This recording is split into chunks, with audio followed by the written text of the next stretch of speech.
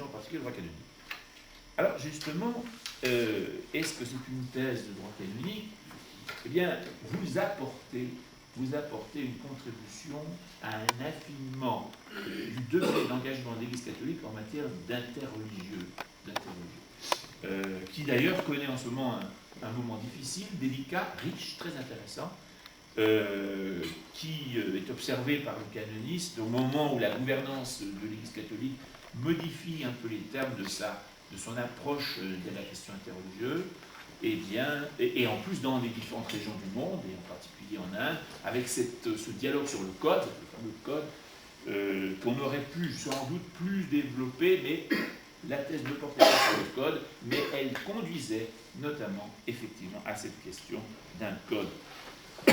Donc, de certaine manière, je vous félicite d'avoir répondu présent à cette étude contextuelle des prosélytismes, et en même temps, vous aviez fort à faire. Par exemple, dans la manière dont, à la page 22, vous annoncez l'Inde face au prosélytisme chrétien, et là vous mettez prosélytisme au singulier, alors que sans cesse, je me permettais, et mon collègue Roland Jacques, de vous interpeller sur les pluralités, ben, c'est qu'à la limite, vous annoncez un programme, si je comprends bien, de perception ad extra, mais aussi ad intra, de ce que peut être la mission chrétienne. Seulement, voilà, chrétien, c'est peut-être très généreux comme expression.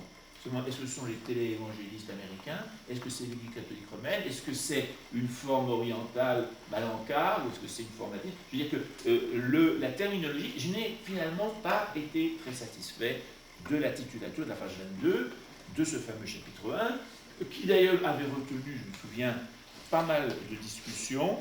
Il faudra sûrement encore progresser, y compris lorsque vous publierez, mais on peut au moins à votre décharge dire que cela pose la question: qu'est-ce qu'un prosélytisme chrétien, en particulier dans le cas de tout le développement des missions chrétiennes en Inde jusqu'à nos jours. Et je remercie d'ailleurs beaucoup la collaboration avec Roland Jacques, parce que, évidemment, il y avait une culture missiologique indispensable à mettre en œuvre pour réfléchir à cette question. Et en même temps, comme à la page 395 dans la deuxième partie, cela vous a conduit à réfléchir sur communautarisme hindou et opposition à la conversion, et ça nous a conduit effectivement, quand on nous a dirigé, à se demander quelle allait être la réaction des différentes religions, en particulier des églises chrétiennes, à une opposition à la conversion. Alors, effectivement, on a vu à la fois un positionnement ad intra dans une innéité, un ius nativum, une légitimité à pouvoir individuellement se convertir et à pouvoir individuellement et communautairement ou ecclésialement ou religieusement convertir d'autres, et cela aussi en direction de la dextra, c'est-à-dire quelle garantie un état de droit peut-il donner à cette possibilité est de changer personnellement de religion ou est de proposer une religion à autrui, que ce soit à titre individuel comme démarche ou comme religion ou comme constituée ou comme église constituée. Et là, effectivement, vous avez rempli, je crois, votre parcours tout en restant institutionnaliste, puisque c'était les points de vue, alors qu'il y en a d'autres, mais vous les avez mis à l'horizon, et c'est tout à fait honnête, je trouve. Et en même temps, on aurait peut-être pu, mais c'était aussi la durée de la thèse, il ne faut pas abuser, mais plus travailler justement entre 1950 et 1976, ces 26 ans qui font que Mme Indira Gandhi introduit l'homosécularisme. Là, il y avait peut-être plus encore à dire, mais c'était déjà merveilleux d'avoir honoré ce type de travail dans un délai. Et d'ailleurs, je me permets de faire une remarque. Il y a une inquiétude parce que ces thèses durent longtemps. Seulement, il y a aussi des thèses que l'on fait en 2 ans, mais je ne sais pas à quel moment les gens ont pu lire quelque chose de sérieux, ou au moins en retenir sérieusement ce que suppose une décantation, une maturation. Non, je tiens à dire que si les doctorats sont en danger parce qu'on veut professionnaliser et arriver à des thèses en moins de 3 ans, eh bien, il faudra créer ailleurs des lieux de recherche, et les universités d'ici seront sûrement partenaires pour que des véritables thèses aient lieu. Car la science a besoin de ces thèses. Et donc, ces thèses, je la sens comme honorant un travail à la hauteur du problème qu'il y avait à traiter. Or, si on veut traiter un sujet pareil en 2 ans, eh bien, il faut aller ailleurs. Parce que à Paris, on ne fait pas ça. Et c'est pour ça qu'on vient à Paris. Donc, d'une certaine manière, et je le dis sans nationalisme, sans naturalisme, je le dis parce que c'est nécessaire. Vous avez décanté votre sujet, et je vous en félicite. Et je vois que les collègues aussi l'apprécient. Évidemment, il y a quelques scories, mais je dirais c'est presque mineur. Je vous taquine, permettez-moi. Par exemple, à la page 393, notamment pour nos orthodoxes amis, Église catholique romaine aurait été préférable qu'à l'Église catholique tout court, parce que d'autres églises sont catholiques. À la page 508, bien sûr que le mot civil, c'est la civitas, mais le droit civil indien, avec un droit constitutionnel annoncé juste en dessous, il y a le droit public, etc. Et puis, à la toute dernière 4e page de couverture, si importante notamment chez l'éditeur, prosélytisme sans S. Vraiment, je ne me suis pas arraché les cheveux parce que j'y tiens, mais je me suis dit, vraiment, d'un bout à l'autre de cette préparation de thèse, nous aurons eu du mal avec ce pluriel ou ce non pluriel. Non, tout ça pour dire que, en effet, vous avez fait une contribution, je crois, à un travail de catégorie, mais pas dans un théoritisme, dans un Sitzingsleben indien, avec justement, et vous le disiez tout à l'heure, et c'est vrai, car je fus inquiet, j'en parlais à Romain, je fus inquiet, mais vous sachant juriste, j'étais quand même un peu rassuré, parce qu'on sentait comme une espèce de flottement dans la jurisprudence elle-même. Entre le mot indien, le mot hindou, le mot identité, propager, convertir, il y a une indétermination.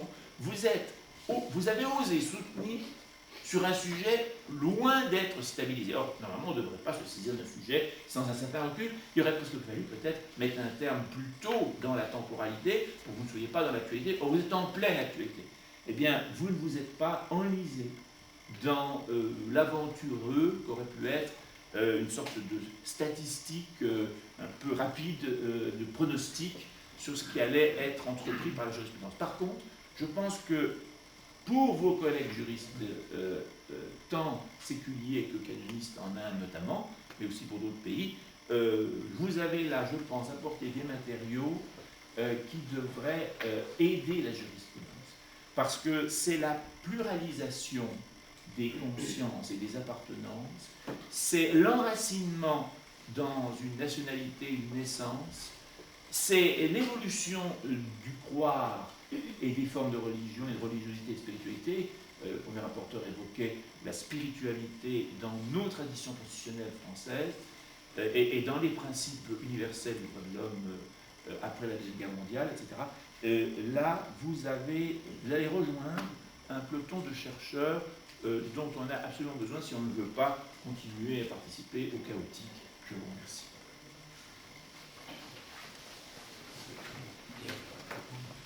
Merci, monsieur le rapporteur. Vous n'avez pas posé de véritables questions, donc je ne sais pas si vous avez des remarques à faire, éventuellement très rapides, sur ce qu'a dit le professeur Durand.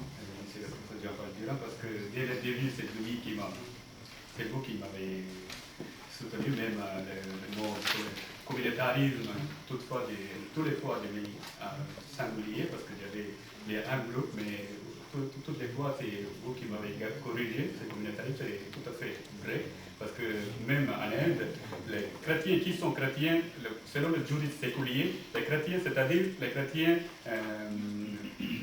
baptistes ou évangélistes, parce que l'influence de l'Église catholique dans les sphères juridiques, c'est très très mouvant.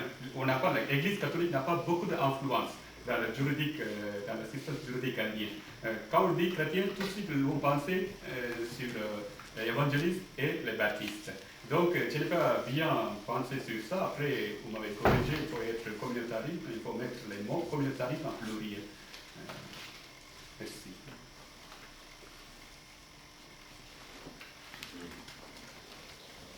Maintenant, je vais me livrer un exercice un peu périlleux, puisque je vais lui donner à moi-même la parole, pour vous poser pour vous faire quelques remarques et vous poser quelques questions.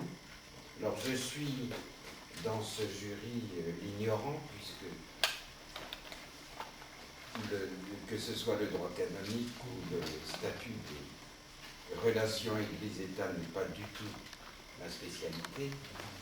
Je suis plutôt versé dans l'étude des libertés publiques et des droits de l'homme, et c'est donc essentiellement sous cet angle-là que j'ai apprécié votre thèse.